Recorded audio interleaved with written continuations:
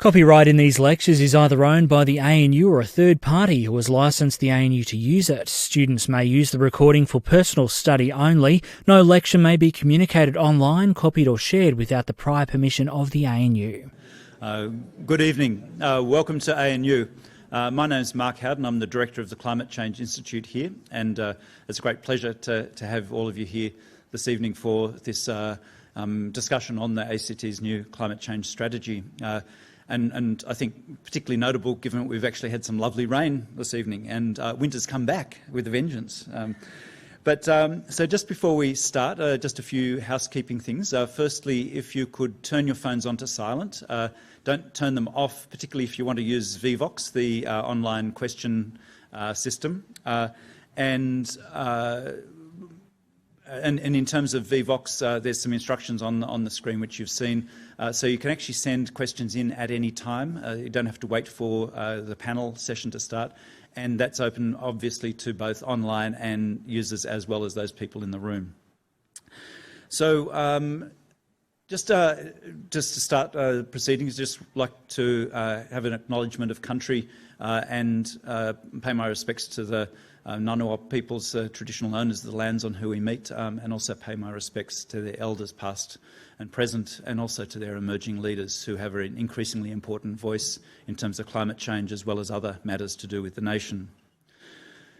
So this evening, it's a great pleasure for me to welcome Minister Shane Rattenbury to the stand. Shane, I think, is probably well known to all of you, but he's had a catalytic role within the ACT government in terms of progressing a whole range of issues, including those on climate change, environment and sustainability. So, amongst other things, he's taken the relatively world-leading position in terms of moving the ACT to renewable energy, renewable electricity, a major change in terms of our systems, particularly in terms of our greenhouse gas emissions here in the ACT.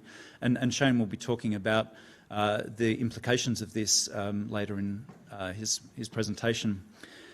So, Minister is Minister for Climate Change and Sustainability and a role of other sort of interests and concerns. But tonight he'll actually be presenting particularly on the climate change strategy, where, as I say, he's actually not only taken a world-leading role, but is actually representing us as citizens of the ACT in forums right across the world to great acclaim. And so, as a result of the actions of the government and of us as citizens, we actually have a high profile as one of the few jurisdictions with both very proactive stances on climate change, but also a net zero by 2045 strategy. There's only a few other jurisdictions or entities across the globe which have such a serious commitment to climate change and dealing with it. Anyway, with those few words, I'd just like to welcome Minister Rattenbury to the stage.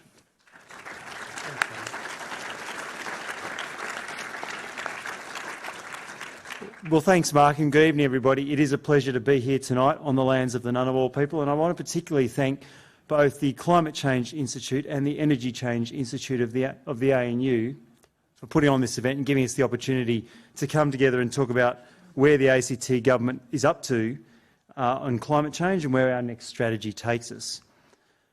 The context for this climate strategy is, of course, I think well known to most people in this room. Certainly there is increasing public expectation that governments deliver on serious climate action. We have seen the enormous school strikes across the planet. The ACT government became the first state or territory jurisdiction in the country to declare a climate emergency in May this year, and that motion was passed through the Assembly.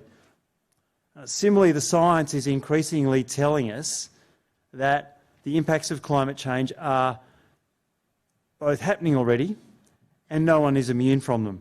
Across the planet, we are seeing extraordinary climate records being broken.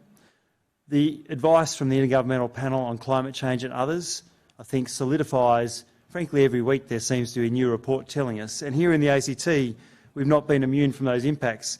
As you can see from the data on the screen, we broke some extraordinary records in the heatwave of this summer, where our January average temperature was 34.5 degrees, 6 degrees above the long-term average and 4 degrees above the previous record. So a record really at one extreme. We had our 4 consecutive days above 40 degrees Celsius. Across the summer, we also had 24 days that were above 35 degrees Celsius. Now, this is 4 times the long-term average. This is a real taste of future scenarios here in the ACT and plays very strongly into what we're trying to do.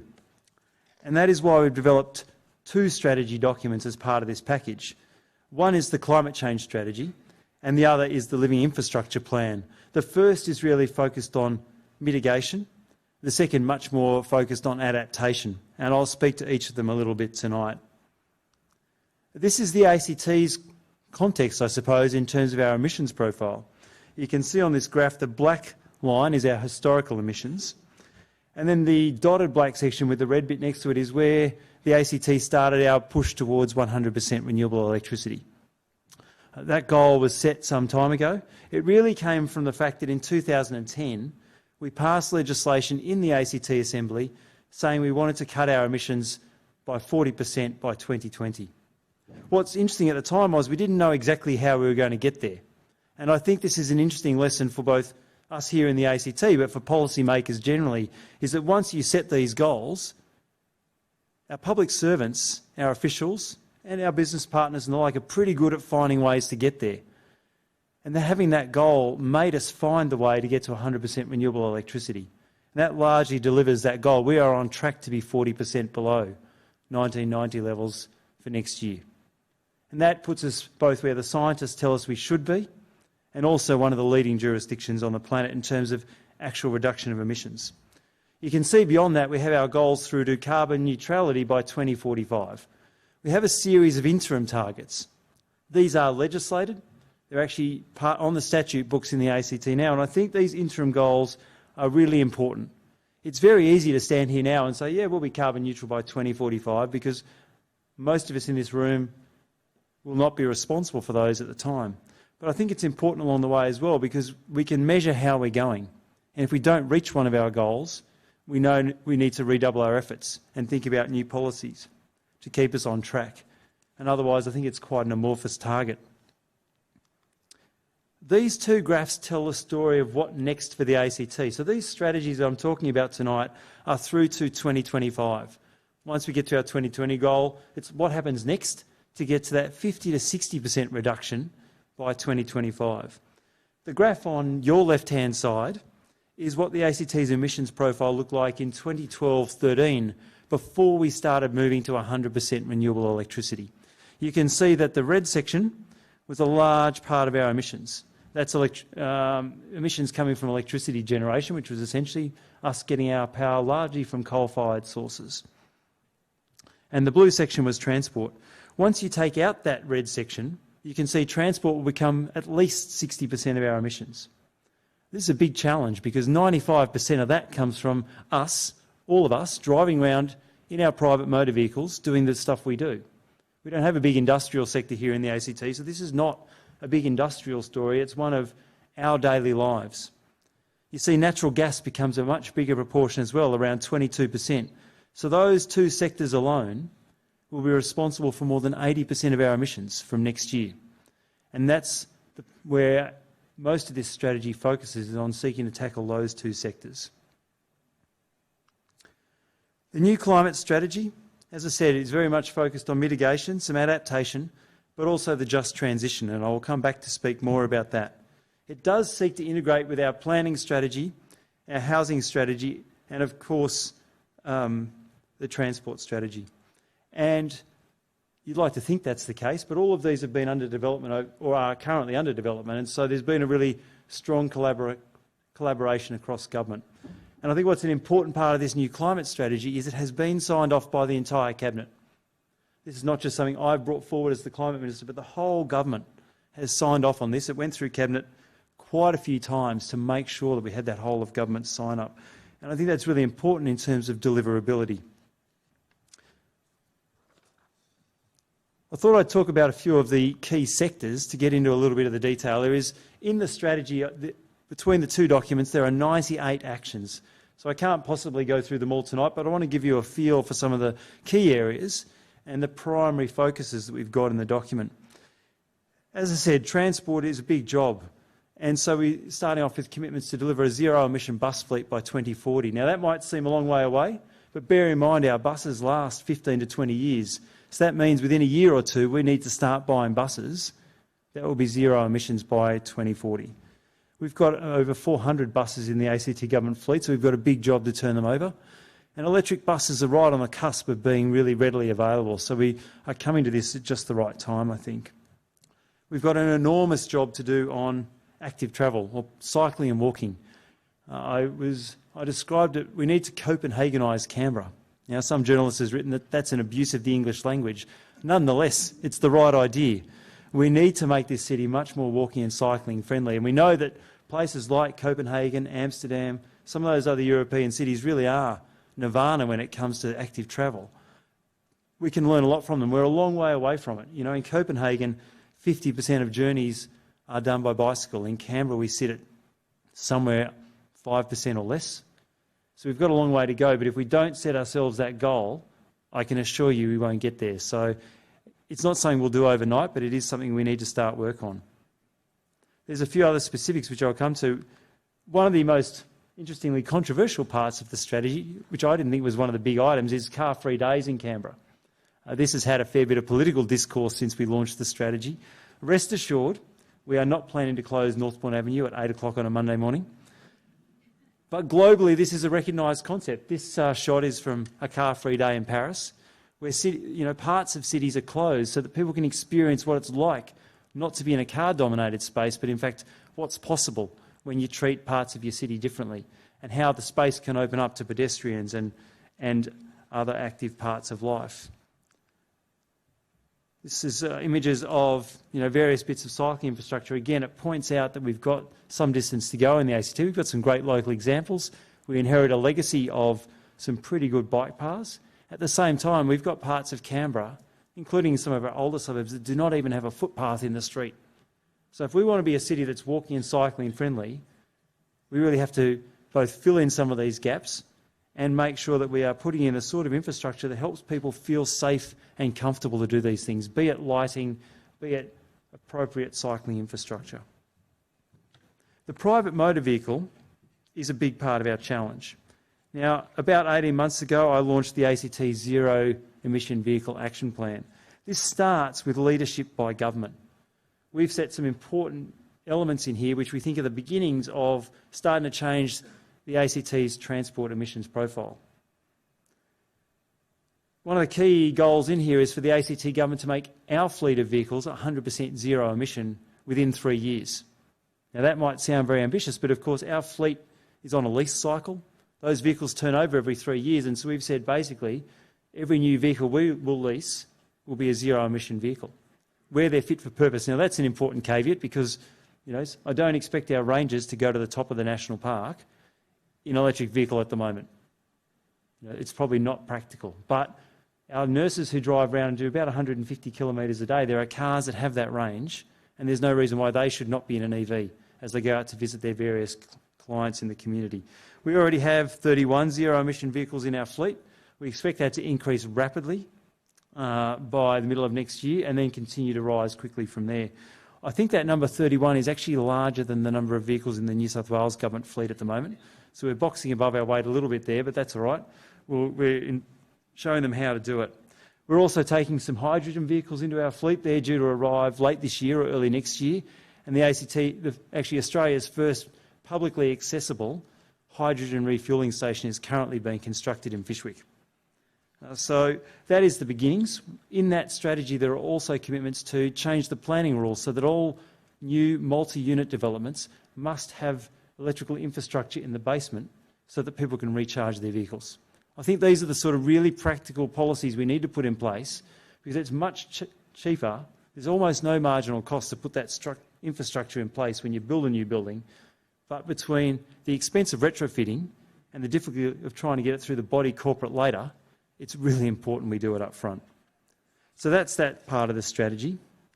When it comes to energy, buildings and planning, one of the things we will do is maintain our 100% renewable electricity goal in perpetuity. In a quirk of the legislation, we were required to get there by 2020, but it said nothing about it beyond 2020. So we've just amended the legislation to make sure that is in perpetuity and will continue to be there. One of the key elements of this policy is to start the transition away from gas. We have to do it. Now, that's a challenging concept here in Canberra, where we've been trained for many years that gas was the cheap and clean alternative. Now, anybody who's got a gas connection knows gas is no longer the cheap product it used to be. And it was clean at one point compared to sourcing our power from brown or black coal electricity generation. But compared to getting our electricity from wind and solar, it is now simply another fossil fuel, and we need to transition off it. We plan to get away from gas by 2045. That includes, for example, in the ACT, we're the only jurisdiction in Australia at the moment that mandates, it requires that when a new suburb is built, the gas infrastructure must be rolled out. In every other jurisdiction in Australia, that's optional. So we're going to start by removing that mandated requirement. And I think over time we will stop rolling out the gas infrastructure altogether. But that is a contested debate, both in government and in government-owned agencies at the moment. ActUAGL, of course, have a strong interest in the continuity of the gas network. So there are still difficult policy questions to be resolved here, and also to think about what role hydrogen is going to play in the future. Is it a gas suitable for domestic use? And I'm sure there'll be people in this room with views on that, and I can assure you it is a contested discussion in this space at the moment. I think government leadership is a really important part of this strategy. Government has the possibility to demonstrate what is possible and help the community understand where we're trying to go. One of the key decisions in this strategy is that government will not purchase offsets to meet our goals. For this strategy, there was a goal that the ACT government would be carbon neutral by 2020. We have formed a view that we will not stick to that target. And the reason for it is this. I think it has greater integrity to take the approach of reducing our emissions over time than to simply go and purchase carbon offsets from Indonesian rainforest credits or some aluminium smelter in Western Australia that got a bit more efficient. I would rather spend the money in the ACT cutting our own emissions than buying carbon pardons from somebody else. I think as a wealthy, innovative community, that is the approach we should take. So that's why now, instead of being carbon neutral next year, we will set ourselves a series of ambitious targets over the coming years to reduce government's own emissions. We'll also, one of our commitments is to have all new government buildings be all electric so that we cut out gas use. We've actually just opened in the past year or so the first all-electric government school in the ACT. The Margaret Henry School at Taylor in North Gungahlin has no gas. Now, not that long ago, people were saying you can't do large buildings without gas HVAC systems. We've shown it's possible, and the next one has just been commissioned in Molonglo. Similarly, we're trying to work with the Health Department to think about, as we build the big new emergency centre at the hospital, how do we make sure that that's a climate-friendly building? Now, that's not Health's first consideration because they've got to run an emergency department. But through the Climate Department, we will help them design that building in a way that it'll still be standing in 2045. We need to make sure it's as close as possible to a zero net emission building as we construct it now. Now, this government leadership cuts right across government. This is a photo of the sort of new fire truck we're about to get in the ACT. As Mark said, the ACT's reputation as a leader on climate action is spreading around the world, and people are now coming here to work with us. Our Emergency Services Agency, we did say when we wanted to get our fleet to be 100% electric, we did sort of expect we wouldn't be able to do things like fire trucks in the short term. But because of the ACT's reputation, Rosenbauer, who are an Austrian company, reached out to us, and they were interested in working with us. And so we're currently negotiating to get an all-electric fire truck. And I think this is a real credit to the Emergency Services Agency. They've taken on the government's broad ambition and started thinking quite laterally.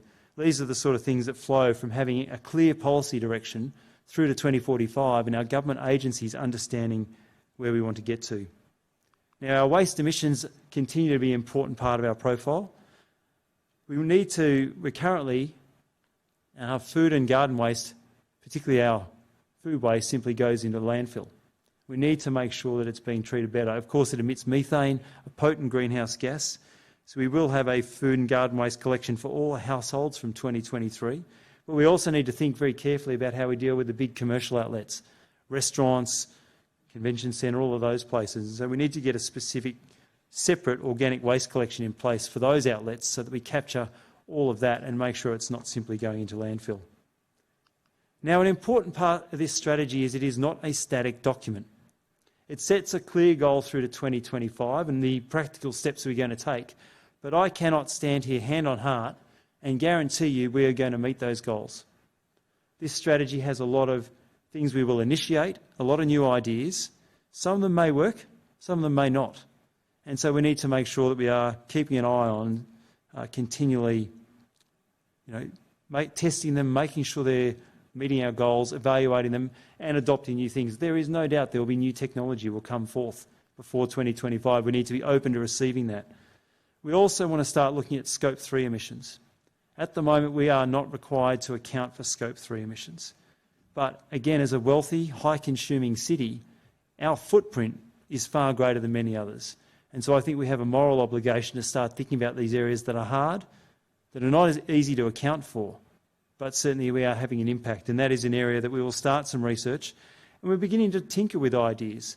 Now, we just took to the National Consumer Affairs Ministers meeting a proposal for a national right to repair, so that instead of devices being designed to be obsolete in a couple of years or not being possible to repair, they can be. This is a really important way of, for example, beginning to cut our Scope 3 emissions. So we'll look for spaces in that place, and for me that's part of that ongoing innovation and not standing still. The idea of a just transition is an incredibly important part of how we move forward.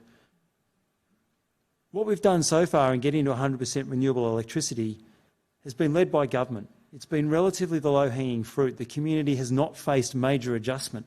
But there are no doubt that some of the areas of emissions we are getting into will be harder and will require behavioural change and changes to some of our ways of life. And some of that will play out both for people on low incomes particularly and also for certain workforces. In terms of workforces, if you think about our commitment to have a 100% zero-emission bus fleet by 2040, we currently have a team of diesel mechanics that works for Action. If we cut the diesel buses, where do their jobs go and what happens to them? These are the sort of considerations we must have in mind as we move forward. Similarly, like everyone else, just catching that end of season lurgy, we also need to be really mindful of low-income households. Now, again, there's been a lot of discussion about this transition away from gas, saying, well, we're going to force households to remove their gas systems. We're not doing that. But what we do know is at the end of the life of a gas system, it costs about $3,000 to $5,000 on average to replace your heating system. Now, that's already a battle for a low-income household. What we need to do is make sure they understand that going to an electric device is better for the environment, it's more cost-effective, it'll save them on average $500 a year. And also, how do we think about, from a social justice point of view, enabling people to make that transition more easily? They're the sort of policies we need to put in place over coming years. We've got a particular eye on public housing. Again, if we can move them to be all electric, we're going to cut their energy costs. The simple fact of removing all of your gas connections removes a $300 a year connection fee to the gas network, let alone the fact that the modern electric devices are more efficient and often rather more effective than your 20-year-old gas heating system.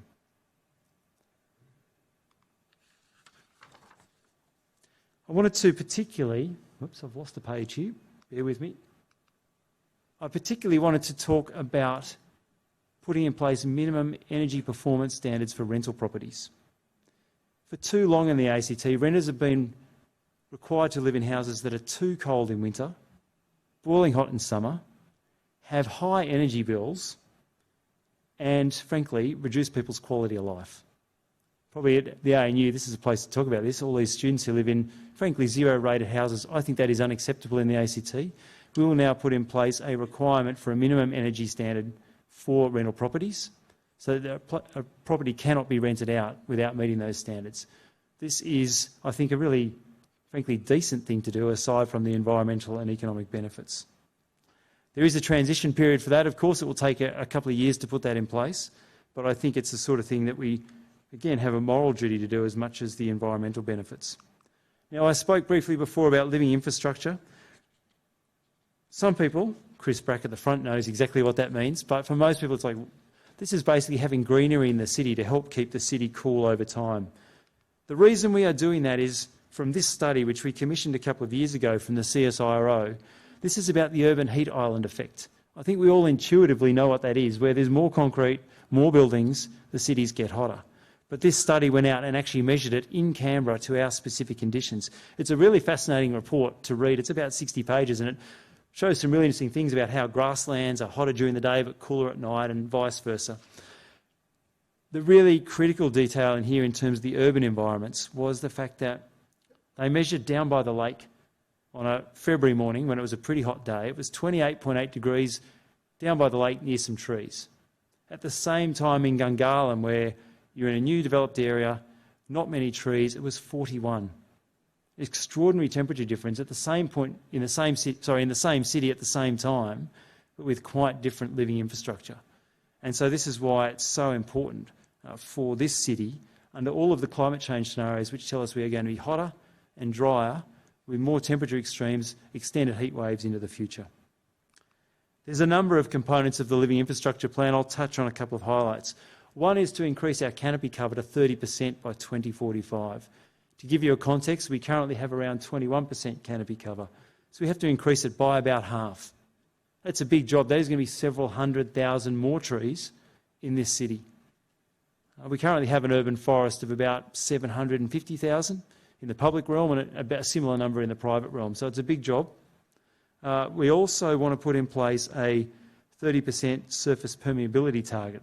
This is about having less concrete, less asphalt, and more soil and plantable areas, if you like, so there's actually room to plant more trees, plant more green infrastructure, and also have cooler surfaces.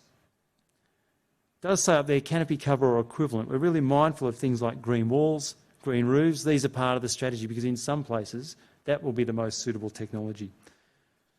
A few people have asked me what an oasis program is. This is the idea that we want to have places in the city where on really hot days there are places for people to go for refuge. You know, it might mean that we need to think about a strategy where every suburb has at least one place that's really green, really shady, and means that on those hot days there's somewhere to escape to.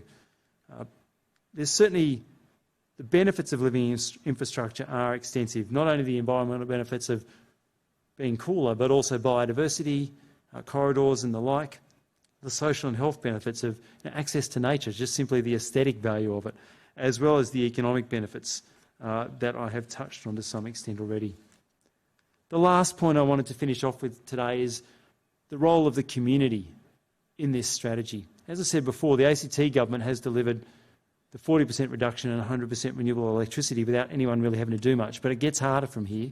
And we really are going to need the community to be very engaged in this strategy.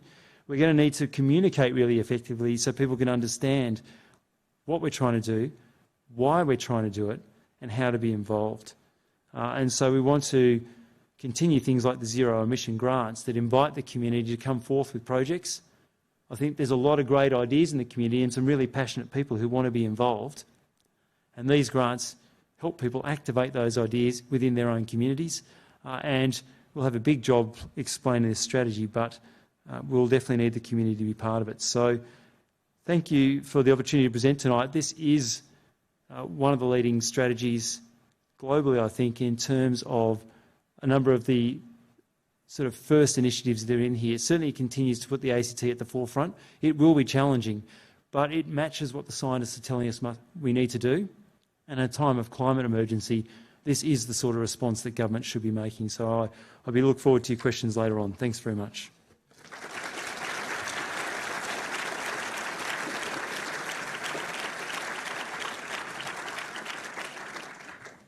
Thanks very much, Minister. That was great, and as you say, like it's world leading, not just because of the components, but because of the integration within that strategy, and it's really great to see. So what we've got is some introductory comments by three other panellists for this evening, and they'll just give about 5 minutes each, and then we're going to have Q&A up the front with the Minister and the other three panellists. I'll just give an extremely quick introduction to each of the panellists, and the first one is to Dr. Arnagretta Hunter. Arnagretta is a physician and a cardiologist, and she works at the ANU Medical School as well as at Canberra Hospital, and she's passionate about the social determinants of health. Welcome, Arnagretta.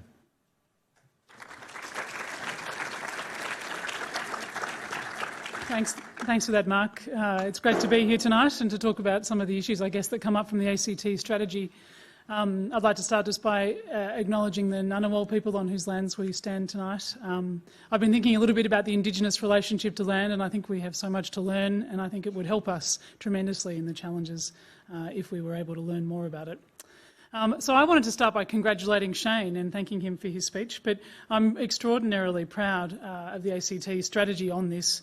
Governments around Australia and around the world really are struggling in how to address and communicate the risk of climate change.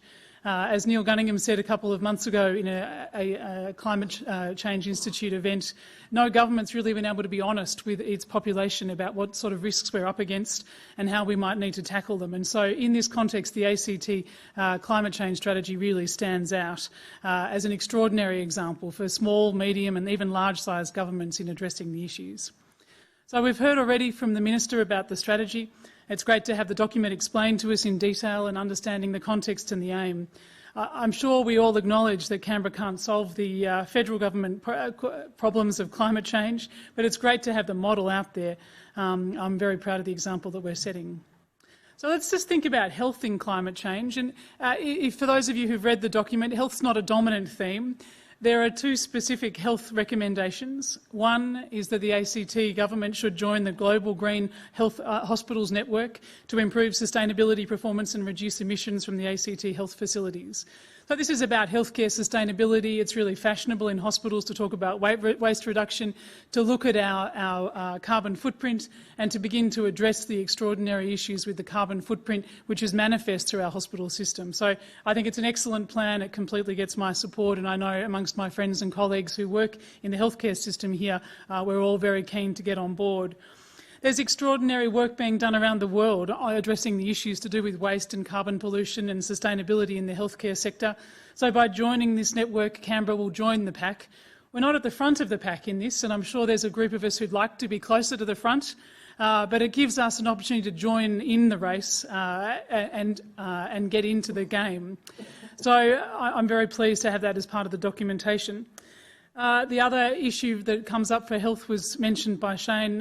Canberra Hospital is responsible for about 30% of the ACT government's natural gas consumption, and by 2020 it'll be the largest government source of natural gas emissions, and we now understand why that's so important. And so the pathway provided by the climate change strategy allows ACT Health to transition towards zero emissions in the public health sector by 2040, and I can only agree with that plan. It's an excellent one. But is that it for health in this document? Well, I wanted to reiterate a message which many of you will have heard. Climate change is the most significant health challenge that we face. And the actions that are set out in this document may actually help us to reduce the profound threat that we face both now, today, and for the coming decades. Action to reduce carbon pollution will decrease the health threat of climate change. So health is in fact all the way through this document. It's just that the words are missing occasionally. For example, across Australia, it's estimated that about 7% of our carbon emissions are in the healthcare sector. Two major sources of the carbon pollution from the healthcare sector come from hospitalisation and from pharmaceuticals. And I want you just to hold that particular piece of information in your brain, and I'll take you through why that matters. So if we were thinking about how we might like to, if we wanted to reduce our health carbon footprint, maybe we should try and reduce our need for hospitalisations and for pharmaceuticals. And could we do that in a way that would also decrease carbon emissions from the sector? Well, I'm really proud to work in the Australian hospital system. I'm delighted to be able to provide care in a timely manner and treatment that is needed to make a big difference to quality and quantity of life. This will never change, I hope. But if we want to address the overall health needs of our population, the need for hospital and medications can decrease. And so diseases like hypertension, type 2 diabetes, osteoporosis and depression can all be improved with one or two interventions, particularly thinking about diet and physical activity. So if we pay attention to our diet and we pay attention to our physical activity, we might also be able to lower our carbon footprint. So that's a health win and a carbon footprint win. These are described as synergies, and these synergies demand our attention. This message is a really important one. The advantages are real, and the message when acting on climate change, having the flow-on effect in terms of the benefits for our population health, both individually and at a broader level, are really important.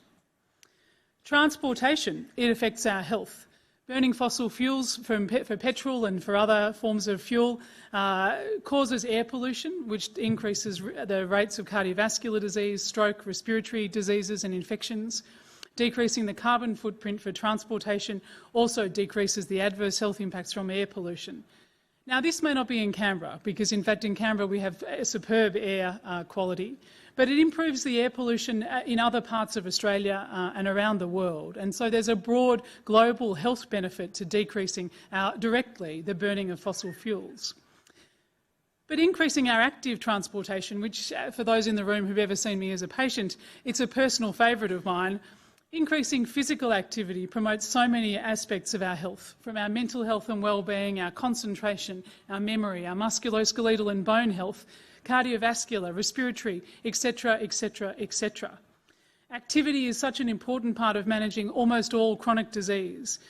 And activity doesn't have to be at the gym. It doesn't need to involve Lycra. You don't have to pay to go anywhere or do anything. There's good research that shows getting your step count up on a day-to-day basis may improve both your quality of life now and your life expectancy down the track.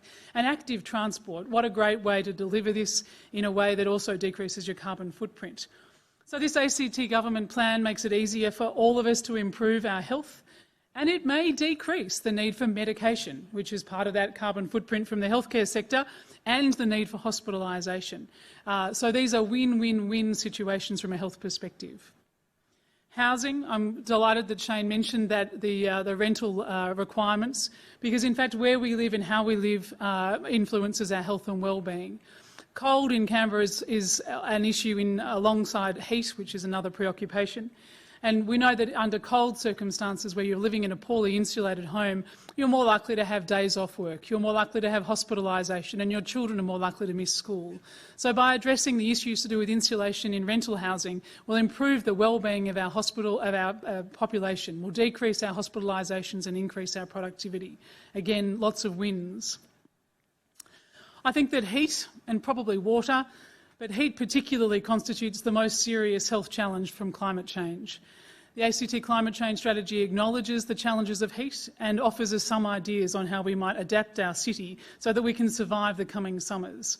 The living infrastructure plan that Shane mentioned at the end on cooling the city offers us this perspective on how important the physical environment of our city will be as the climate changes. I think it's a really important adjuvant to the climate change strategy, and one that we hopefully will discuss further. Finally, equity. We know that the effects of climate change may again increase the structural inequities that we experience across our population, magnifying particularly the health risks associated with climate change. This strategy identifies and highlights the need to support those with low incomes and in vulnerable professions, and to mitigate against the issues to do with equity as we adapt to climate change. Criticisms, we'll all probably have commentary and criticism tonight, and I have to say I don't have very much in the way of criticism. I'm proud of the report. In a political environment where talking about climate change is still quite a serious challenge, this document should be lauded, supported, and really needs we need to congratulate our local government. The document clearly discusses the need to reduce our emissions and our carbon footprint, and it's been established through the renewable energy target. We're now moving clearly towards transportation, touching on agriculture. These things will benefit our overall health. However, for many of us, there's an urgency about the need to understand and to be prepared against the challenges of climate change. The velocity of the change may be increasing, and I suspect we're not adequately prepared, particularly from a health perspective. Mitigation strategies are going to be key, and if we don't reduce carbon pollution, then we're going to be in more trouble. But we also need to urgently address the challenges of adaptation, particularly in health. I note that the ACT government does not have a dedicated heat health plan. The Victorian government's produced quite a nice document at the end of last year, and I would encourage the ACT government to consider something similar for Canberra. And it might be that incorporates this OASIS principle that's in the living infrastructure plan. And water is the other issue, but I think that will probably be touched on later on. Integral to a green canopy, we need to be much more mindful of water as a central resource in maintaining our city and our health within that city going forward. So I'll finish by reminding us that we all want climate change, action on climate change right now and for many reasons. But for many of us, issues of the quality of life now and our survival in the long term are central in the need to act. The health perspective demonstrates some of the great advantages of action on climate change. I'm very proud of the ACT government's approach on this and congratulate them on their action. We need more of this and we need it now.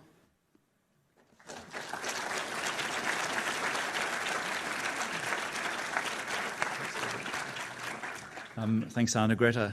And our next presenter is Dr. Matthew Stocks. Matt is a research fellow at the College of Engineering and Computer Science. He's worked extensively on renewable energy systems, particularly on solar photovoltaics, and he's also been the recipient of a Eureka Environmental Science Prize last year for his work on pumped hydro as part of a team at ANU and elsewhere. So welcome, Matt.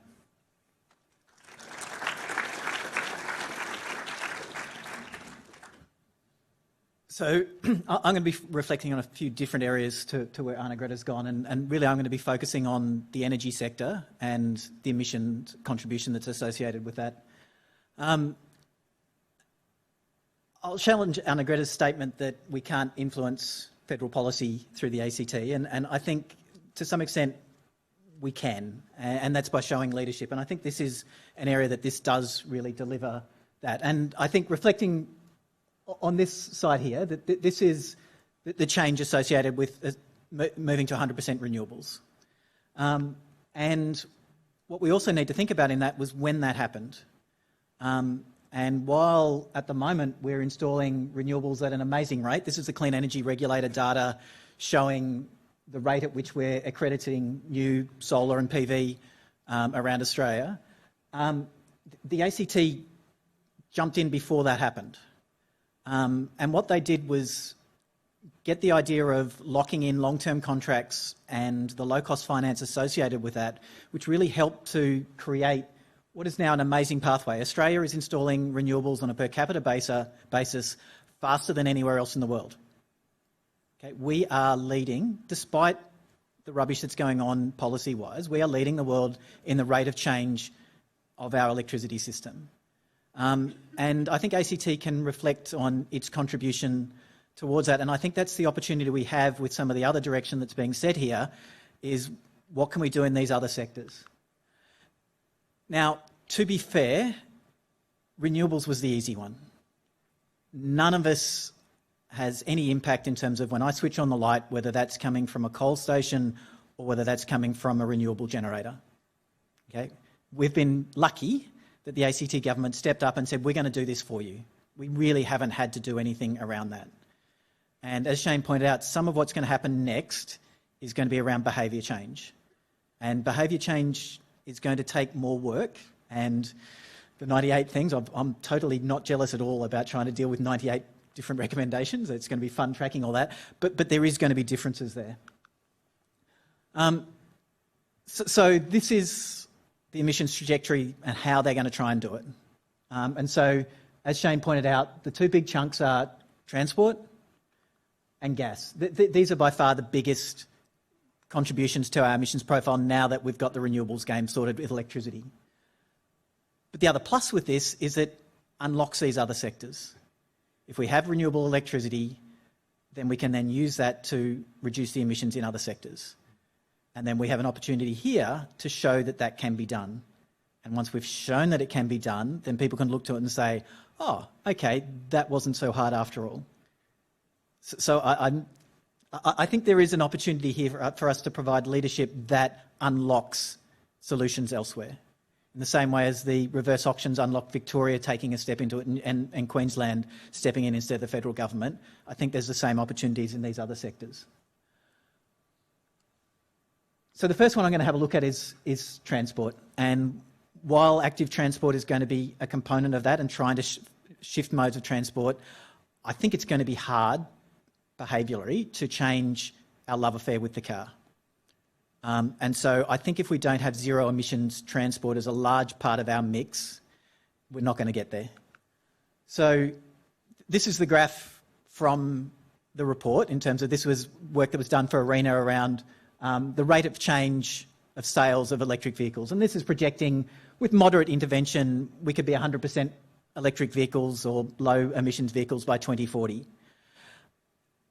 Unfortunately, this is much too late. So if we stop thinking about that just in terms of sales, but think about what does the whole fleet look like, we have to recognise that it takes, on average, 10 years for us to turn over our vehicles. So if we then look at that trajectory there doesn't get us to 100% electric vehicles even by 2050. And that report had an aggressive pathway, which doesn't get us there either. These stars shows what the ACT has stepped up and said we're going to do. Now, I actually believe that report was a bit conservative. I think we're going to get there, and we're at a really lucky time. I think that electric vehicles are right on the cusp of about to be exploding into that market. And if AC can help to unlock that, that's going to be really important for transport emissions for the whole country. So, transport, electric vehicles, we're done. Easy. Let's move on to gas. So, as Shane pointed out, one of the really important ones there is we need to stop putting gas in. The battles that they're having around not putting gas into the suburbs, we have to accept. We need to stop building and putting in gas infrastructure. I am really pleased. I went on the Act2AGL website today, and finally we have stopped promoting thousands of dollars of discount if you put in a ducted gas system. Hooray. Okay, if you go looking, it's now electric. I'm assuming that there's been some nudging and some encouragement and whatever else going on that, but it is now cheaper to run electric than gas. So we've benefited from gas being more expensive and having 100% renewable electricity. We've had a win-win there in terms of reducing emissions. So we're going to have a win in terms of cheaper, and we're starting to see a transition there. But again, these are not assets that you change every week.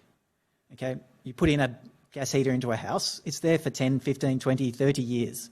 So we are going to have to see behavioural changes that people are willing to accept heat pumps instead of gas in terms of that transition happening in the sort of timeframes that are being targeted there.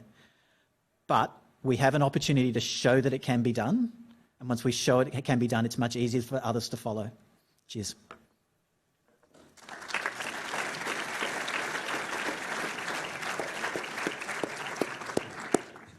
Thanks, Matt. And for our last presenter is Associate Professor Cris Brack. So Chris works at the Fenner School for Science and Society or Environment and Society. Get that one. And Chris works particularly on trees in both urban and rural settings. And Chris has also been the recipient of an Eureka Award for Environmental Science.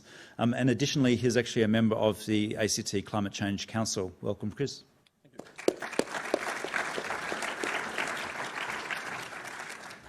Thank you. So I'm going to talk about the really important stuff, trees. So just in case. Clicker. Under there. Okay. So Canberra. So some people have heard Canberra described as the bush capital. It's not the bush capital. It's not the garden city. It is the city of trees. This is what Canberra is. Living infrastructure includes water bodies, so Lake Burley-Griffin, Lake Ginninderra. These are living, these are important. It includes grasslands, these are also important. It includes gardens, both gardens in garden beds and gardens up walls and gardens on ceilings. These are all part of the living infrastructure. But the trees are the heart and soul of Canberra. Well, I think so anyway. So I want to talk about trees. We have a lot of trees. Standing now, there's an average of 2 trees per person planted on public land. That's about what we have. There's also a further 2 trees per person on private leasehold land that's been planted. So, we've got 4 trees per person. We're doing pretty darn well as a city. It's a pretty good number to start with. So we should be reasonably happy to start with. And these trees do this for us. They have aesthetic value, they have amenity value, they give us pride in our city. But they didn't just happen. They are an amenity which was planted, which was developed. We have some very early urban foresters to thank for it. We have Charles Weston, who did an awful lot of work working out what would grow in Canberra. Canberra's actually a pretty harsh place for trees, but he did a lot of work on it, and we have a nice population of trees up there. We have Lindsay Pryor from the ANU, who did even further work. Some of his work was correcting the mistakes that Western made, but some of it was to actually build on that. And we've got botanical gardens, we have arboreta, we have streets full of a variety of really interesting trees out there. And these trees are all about our environment. So the first two things we pick up really in the living infrastructure document are these ideas of ameliorating the climate extremes. Canberra, even without the city being here, had a lot of climate extremes. We were really cold in winter, we were really hot in summer, we were windy all year round, and we were dusty. It was not a particularly nice environment, really. It's quite surprising that they decided to eventually put the federal capital here. That could tell you something about what the rest of the population thought about politicians then. Once the city got in here, we were surprised that there was a heat island effect. Canberra has no heavy industry. Heavy industry is what makes the heat island. And when we actually got the data up and said, oh, that's surprising, we didn't think that there would have that much temperature difference between residential areas, suburbs, and even our light industry, fish week. So it was a real surprise that we had so much difference in there, and largely that's because the trees are not in some areas and they are in other areas. But it does other things. We store carbon in the trees. The urban forests actually store more carbon. Sorry, they don't store more, but they sequester more than our entire the national park. National Park is recovering from the 2003 fires, it's storing a lot, but it's actually still emitting. It's not storing anymore. The urban forests are continuing to store, so they're actually making a positive difference in emissions by pulling it out. They improve air quality, they improve sound, they improve the water systems, they slow water down. The most expensive part of water and rainfall is the peak flow, and the trees manage to spread out the peak flow. The most expensive part of electricity is the generators, and you have to build the generators for the peak times. And if you can spread those peak times out, you can save a lot of money. Trees can spread that peak flow out by making your air conditioners less necessary at the same time industry's still going. So you have a whole bunch of advantages there. Park cars, park your car under a tree. Your car actually lasts longer, and you don't jump in straight away and turn the air conditioning on and let the car sit while you cool your car down. So you have all these other benefits, even the roads. A lot of people complain about tree roots ripping up roads, but in fact, if you can shade your road, the tar doesn't volatilise, and your roads actually last longer under a shady tree. So there's a whole bunch of things that trees do above and beyond just shading you. We already talked about health. There's some fantastic information about health.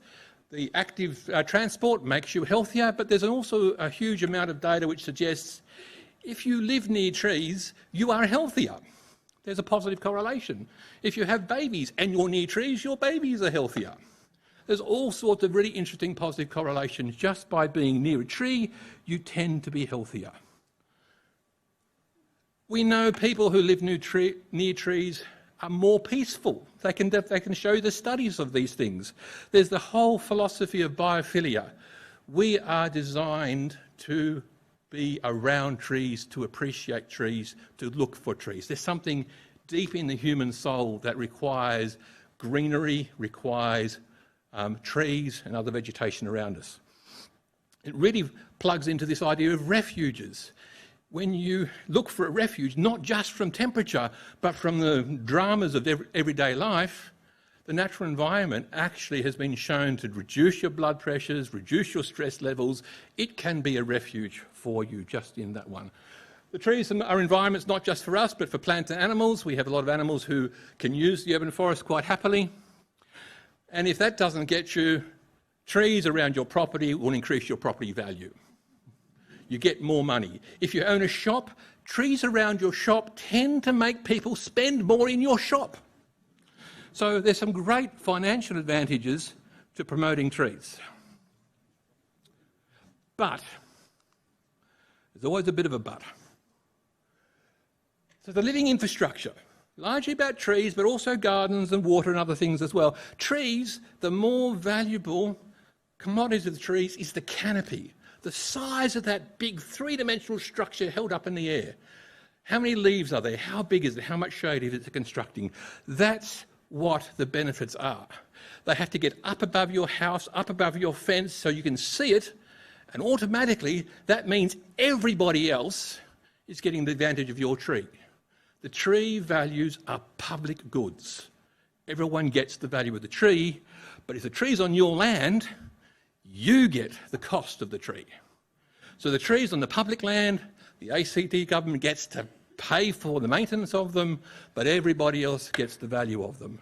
So this public-private value, public-private cost, is one of the huge problems for us. Trees are also dynamic. I'm always surprised people don't realise trees grow. They stick a seedling in the ground, it gets up so big, and then they forget about it. They keep growing. They keep getting bigger. And there's some interesting things about that growth, is they grow up. And if they're alive and growing, it's the living infrastructure. What do we know about living? Death and taxes. The trees will die. They might actually take a long time to die, but before that, we have those ideas of useful life and safe life. A eucalypt can be alive and have several tonnes of dead wood up in the canopy just waiting to drop on you or your car. It's no longer safe. It's no longer doing what we need it to do. It has a life cycle, and we might have to change that. Also changing is the environment. This city is getting more and more harsh. It's getting drier, it's getting warmer. We're getting more buildings, which is reinforcing the harshness and the dryness, but we're also changing. It's way bigger than the Griffins originally planned for the city. We're orders of magnitude bigger than what they thought was going to be here. So our lovely planned city now has to take in the fact that we're quite different. The population is quite different. Back then, when the Griffiths planned it, what was important was in a city with these grand avenues, same species, same age, everything looking beautiful. And Canberra is full of grand avenue plantings. Most suburbs, one species, one age class, all the same size, and we love it. A lot of people moved into it because of that reason. But you know what that means, don't you? When one tree in your avenue dies, probably all of them will. What do we do about that? How do we cope with that? Do we still want avenues of trees? Or do we change our mind and have ad hoc replacements? We have some problems. We have some diabolical opportunities to renew our city. So quickly in conclusion, Weston and Lindsay did some fantastic things in the city. The legacy is brilliant, but the trees are up to 100 years old. They can live longer, but they don't do what they're meant to do after 100 years old. Our trees aren't. They're not doing what we want them to do. So there's a legacy for them. We've got to do something with them. And if we ignore them and just worry about the new plantings, these big old trees will die. These big old trees' canopies will reduce. And we're actually on a downhill trajectory for our canopy. We're at 20, hoping for 30, but at the moment, unless we do something, we're heading down. So we have to do something about those old trees, how to look after them, how to replace them, how to renew them, how to change our existing avenues. And then, of course, we've got the new trees, the new suburbs. What do we replace the old trees with, but how do we plant the new suburbs up? What do we do? How many on private land? How many on public land? Remembering that private-public costs, private-public benefits. What do we plant? Have we changed what we want from our trees? Cooling is vital, but they do other things as well. Do we focus our different attention on these things? How do we balance the costs and the benefits of those trees? Because there's public-private. 30% is possible. We can get there. It is a stretch. I've had people say, only 30, why aren't we going for 100? Well, it could be interesting. And when you do something, you are setting yourselves up for the future. We were talking about infrastructure. Trees as infrastructure. You know, the accountants talk about it as self-renewing infrastructure. In a forest, that's kind of true. If a tree falls over, the seed starts up and it starts again. That's all right in a forest. But in a city, that doesn't work.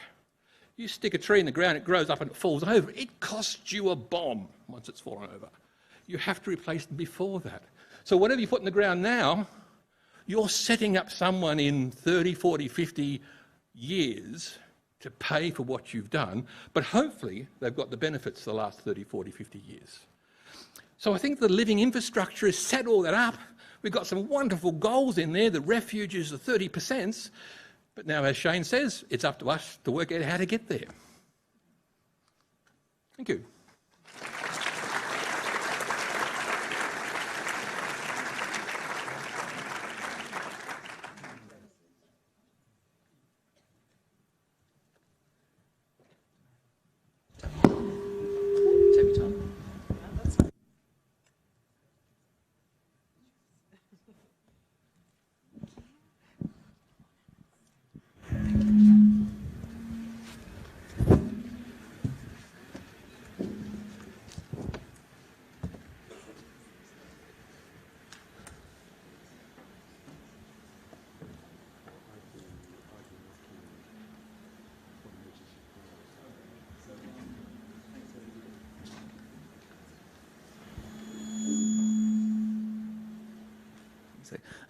Thanks very much to all the presenters there.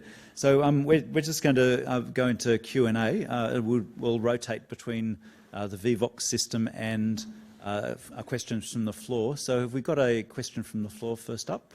So we've got one in the middle there. Hi, great to see the strategies coming forward. I've literally just come back from Singapore, where I expressly went to have a look at their city and garden strategies, their greening strategies and their water management strategies, which are associated with it. They're intertwined intimately. The poster child pictures that were shown in Shane's images, one of them comes from there. It's Park Royal Hotel. Singapore has 100% replacement of the leaf canopy mandated for buildings in the city now that are being done. The Park Royal Hotel, the poster child, is 4 times that rate in terms of its leaf canopy. So this is a combination of wall greening, trees at high level, trees on terraces in the roofs, so high, deep-rooted planting on roofs as well as in the ground, not just in the ground. And it strikes me that our planning system is nowhere near delivering that, nor is it anywhere near delivering cool buildings in terms of albedo, shading of facades, anything like that to control the level of heat in the city. So I think Chris has already outlined some of the challenges. I think there's a bigger dissonance with our planning system. What's happening with that? So I think the question is what's happening with that? You are right, and at the moment, we are net in the ACT in the public domain losing 3,000 to 3,500 trees a year from our urban landscape. So overall, we are going backwards at the moment. In terms of what Chris said, it is actually true, and it's going to get worse because a lot of the trees are reaching the end of their natural lives. So that decline will accelerate. I think that underlines the enormity of it. For me, setting a canopy target going forward is an important part of that. The whole lot of other things that will be in the strategy, there's going to be a review of the Tree Protection Act. We are going to need to set limits on, we might need to redefine when people are allowed to remove trees or not. And there's lots of frustration in the community at the moment about, particularly as we see the inner city areas being developed to higher density, scraping of blocks, the loss of trees. We need to reverse those sort of things. So for me, setting these big picture goals should flow through and will flow through to changes in the planning laws and how we go about rebuilding and building new parts of the city.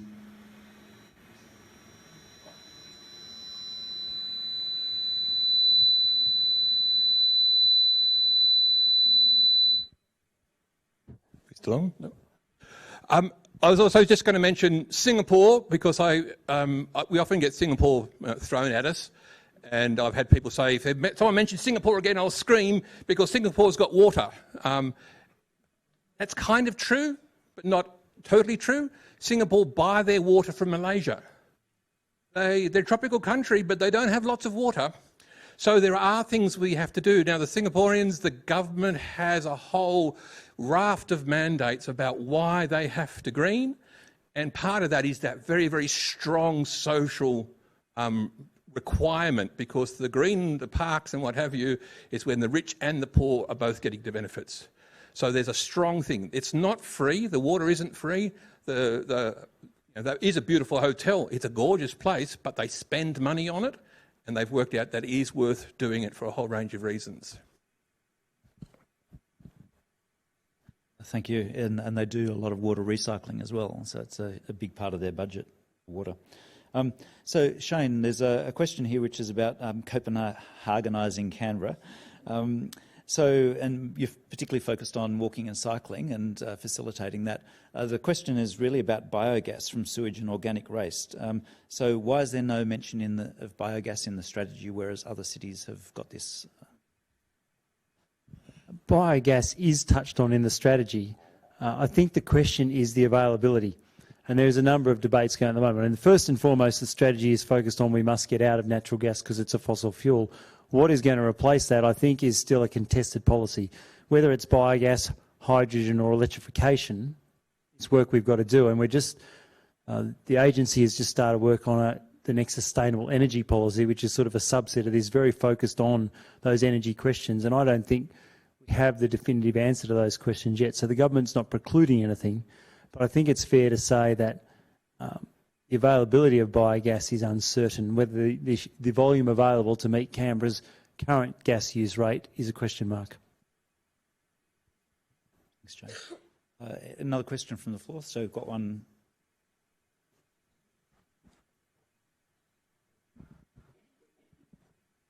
Hi. Can everyone hear me? Thank you. Yeah, great presentation. Just one thing I seem to notice or some things that seem to be missing from the strategy, or maybe they're in there, but it's other, I suppose, integrating with other sectors, such as emergency services, so to do with extreme weather events, the issue of biodiversity, natural environment and ecosystem services, water use and conservation, food production and consumption. I think Arnagretta touched on the health side of things. So I think it wasn't with the previous strategy, didn't it also touch on all those other particular sectors? I think it's fair to say they are all touched on in the strategy to varying degrees.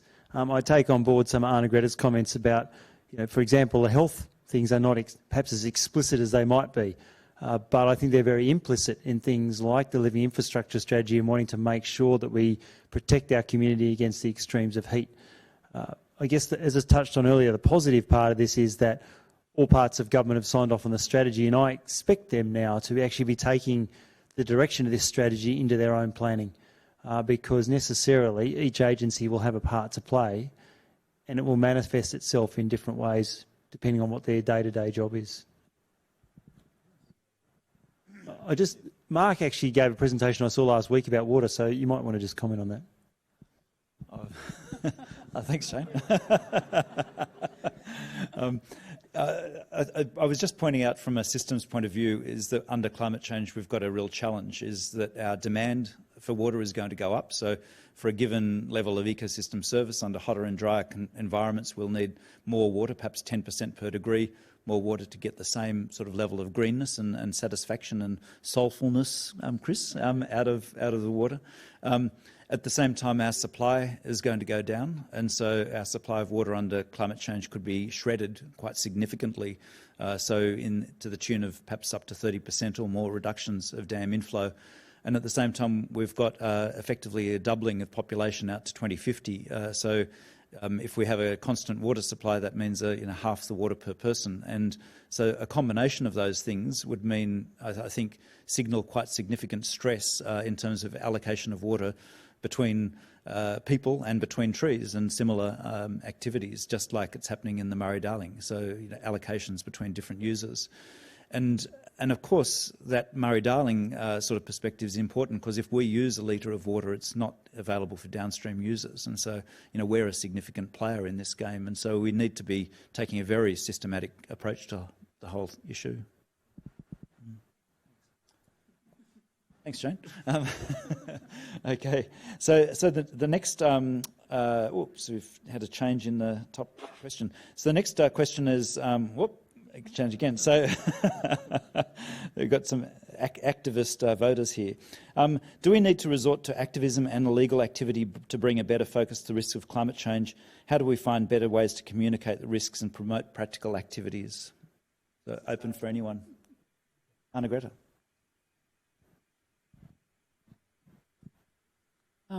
So yeah, this one works. It's a really interesting topic, and I think it's probably one every single person in the audience has thought about. What can I do personally to get the best effect in terms of getting people to change or getting governments to change? And so I think the temptation of illegal or other activism is very real. Being here tonight is part of what we can do. Talking to people about climate change is a huge part of what we can do.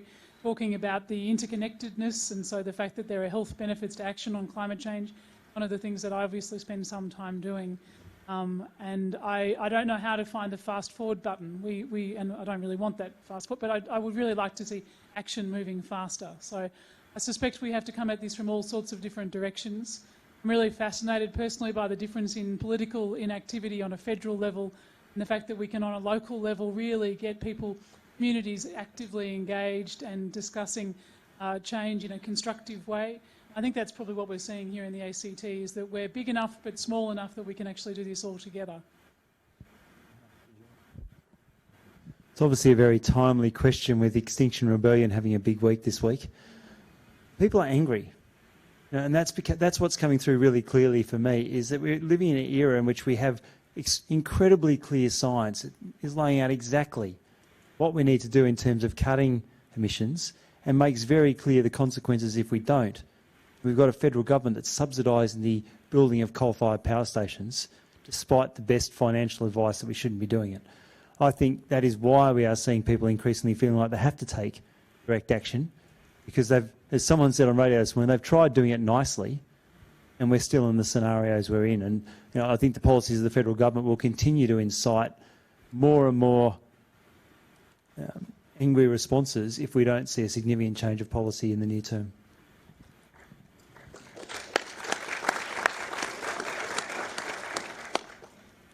So I'm going to take a slightly more optimistic view. I think change is happening much faster than we recognise, and the opportunities for those changes to occur for reasons beyond government policy are starting to emerge. I think the fact that renewables are now cheaper means that people are going to start putting renewables in, not because of climate change, but because of economic reasons.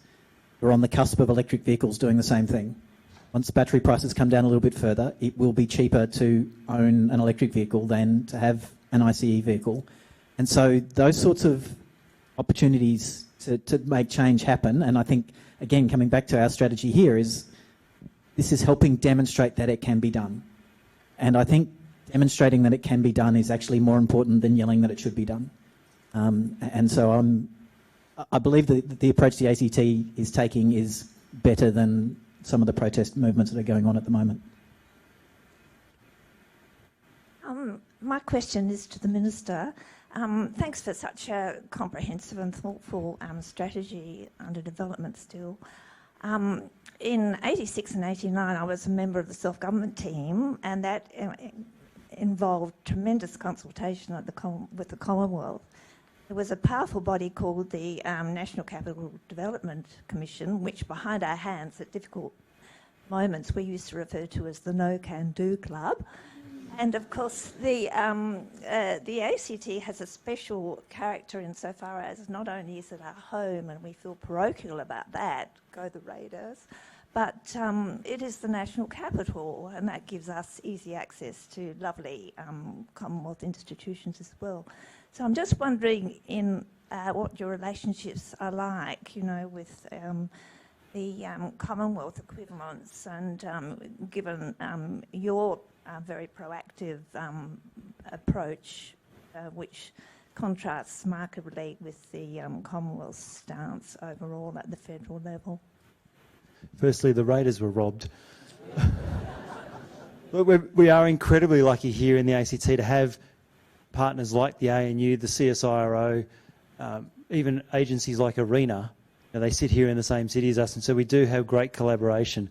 One of the exciting things about what we've been able to achieve so far is that the ACT is building this reputation of being a centre of excellence when it comes to renewable energy and like products.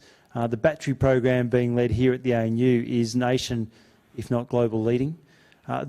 We are tapping into all of these things because people see this as an environment in which you can get things done. The supportiveness of the ACT government means projects can be tried out here in a way that they're not being tried in other places. We just had a session this morning on how we might do some things differently around our electricity sector that need to be done nationally, but can be tested here because we've got a receptive environment. We're also just the right size. We're big enough but small enough to be flexible. The reverse auction process that we ran has led to more than $500 million of investment in the ACT through that program. Companies like Neoen are running their Southern Hemisphere headquarters from Marcus Clark Street, and they came here because of the ACT's reputation. So I think we are getting a lot done, and we're very lucky to have these institutions like the ANU as our partners. Thanks, Shane. So next question from Vivox. Just a question is there possibilities to close some streets for access only to pedestrian and cycling, etc., particularly identified as parallel to Northbourne Avenue or similar sort of high traffic streets, and limiting speeds, so to make it safe for pedestrians, etc. So, has this been part of the planning ideas? The city loves its cars. So these sort of policy questions are really challenging. The reaction to even having car-free days, which has been portrayed by the Liberal Party in the ACT, is the government wants to ban you from driving your car. That is the discourse we're having at the moment. So I think those are good sort of policy options, but we've got a long way to go. I mean, this is a car-dominated city, and we need to acknowledge that because that's the way it's been built. But I think we can also begin to break that reliance on the car by providing better public transport, better walking and cycling infrastructure. I'd love to get to a place as a first step, households in Canberra only need one car to have a good life. That would be an extraordinary achievement from where we are at the moment. So we've got a long way to go in this space. But those sort of policy ideas, I think, both good ones, but ones that our community is going to debate pretty fiercely to get to because it's not how we operate this city at the moment. And just following up on that one, beyond charging infrastructure, are there other strategies to encourage adoption of electric cars by Canberra people? That's a tricky one for the ACT government because we have the most generous subsidies for electric vehicles in Australia at the moment. We have zero stamp duty and we have a 20% reduction on registration fees. And that's better than any other state or territory government. But if you look to a country like Norway, which has now got 50% of new vehicles being purchased are electric vehicles, that's coming with substantial price reductions or tax concessions from their national government. This is a space where the ACT alone cannot drive it. And I think there'll be factors well beyond us that shape this market. The price reduction, which Matt spoke to, most experts predict we'll see price parity between electric vehicles and petrol vehicles within 3 to 4 years. The electric vehicles that are operating in the ACT government now, our data is already showing they're running at 80% lower running costs than the petrol vehicles we used to operate. So you'll be mad not to buy an electric vehicle in about 3 or 4 years' time, and that's been driven by China and the big automakers starting to make the cars and making them cheaper. So I think they're the sort of factors that will shape it far more than we can do. We need to make sure we put in place the underlying things that make it possible, like the charging infrastructure, so that people can make the transition readily. Another question from the floor. Yes, thank you very much to the whole panel. The climate change issue, of course, is critical, but coupled with that is some economic effects. And we're seeing, I believe, in many ways, a collapse of our economic system, perhaps globally. Coupled with that are social issues like homelessness and the rich getting richer and the poor getting poorer. There's some mental health organizations now who are talking about existential trauma, as particularly in young people.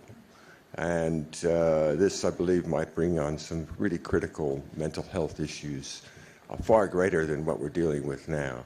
I'm wondering if the panel has any thoughts about how to deal with mental health as a result of climate change and economic collapse. So I'm not an expert in mental health, but I do understand a little bit about the concepts of eco-anxiety. Again, it's potentially something that many people in the room may have begun to experience in their own life, that when you spend time looking at the data and looking at the projections for the future and the issues that we're up against today and what might actually be coming up in the next days, weeks and years, it's quite hard not to be confronted by that on a psychological basis. There are issues around the changing environment that we're in, the concepts of solastalgia and watching the environment die, watching trees die, watching the landscape change. There are a whole series of ways in which our mental health and well-being are challenged by the world in which we find ourselves now. And my interpretation of the literature is that this is complex and it should not be dismissed, and it's something that we all probably should be talking about. Talking about it's potentially useful, using the narrative structures are potentially useful. But I also recognise in the literature that there are two dominant themes in terms of how we can best approach this on a population basis. One is to maintain hope that we can fix the problem, or that we can address the issues and the challenges that we're confronted by in a way that will be constructive for all of us. And secondly, action. Action, in fact, helps us all feel better. Doing small things, making small changes, doing things that are affecting both our lives and the lives of those around us.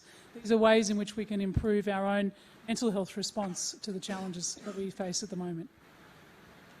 Thanks, Arnagretta.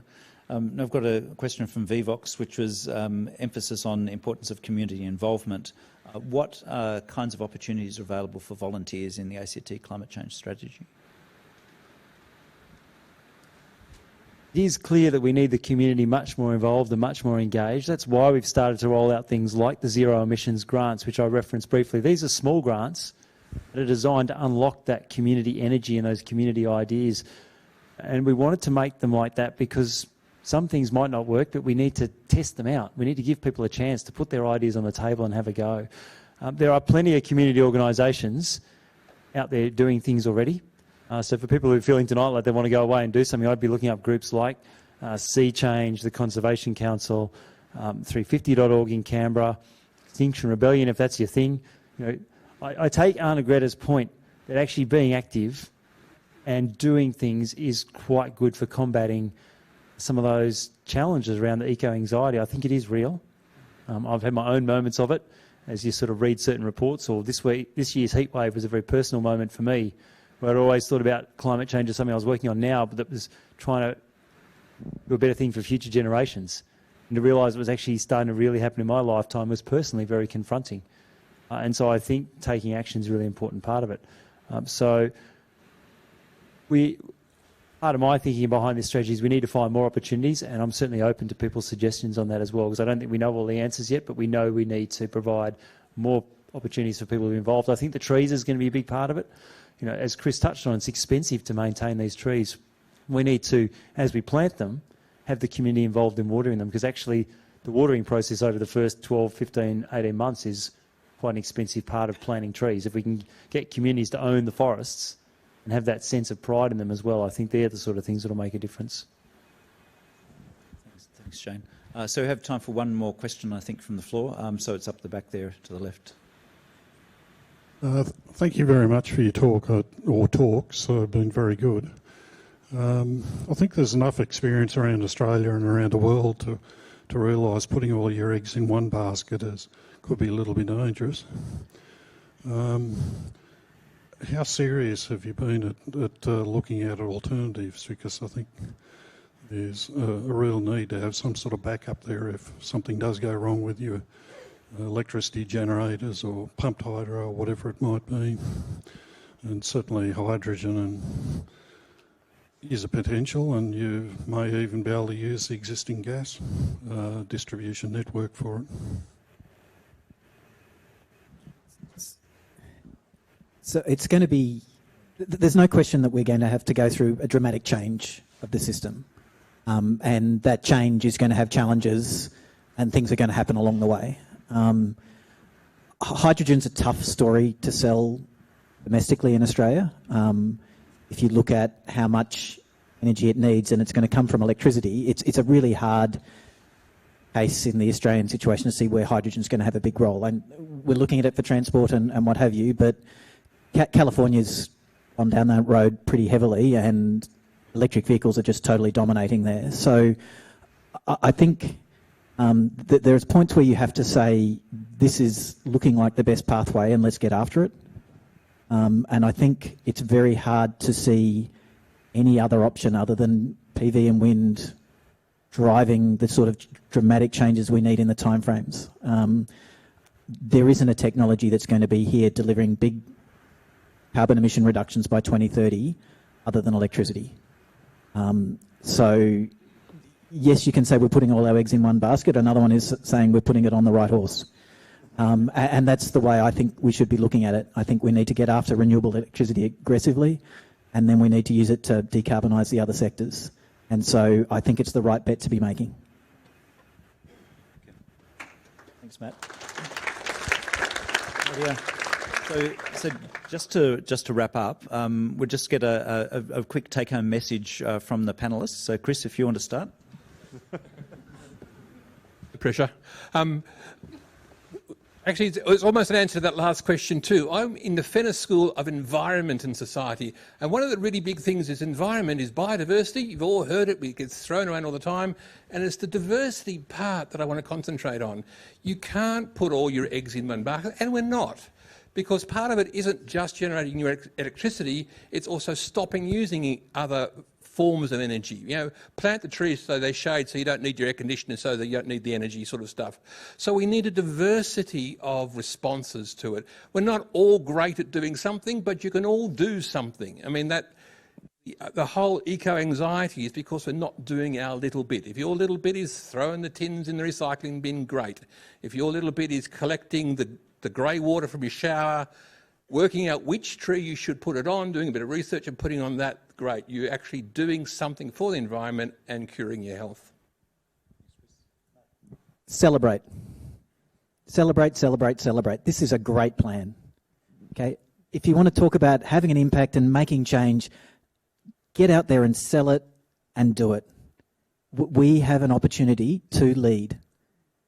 And that should not be underestimated for a whole range of different reasons. So embrace what's been proposed here, recognise that it's not perfect, but it's the best damn plan we've got and we should get after it. Pretty hard to follow on from that, I agree completely. Remember, there are lots of wins in this, so I'll follow on from that just by, again, highlighting the positives. There are lots of advantages from a community health perspective. Australians vote on health. We always vote on health. It's always in the top couple of issues that determine federal elections particularly. So if we can all leave today highlighting that message of health advantages from action on climate change, we might change the next federal election.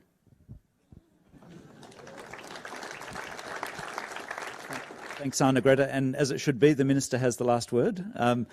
But just before I do that, I just wanted to say thank you to the people who have made this event happen. So Juliet and Claire, Sarah, Nick, who does our face streaming. So this has been live streamed on Facebook. And also Funzo and Melanie, who have been carrying our microphones. Thank you very much.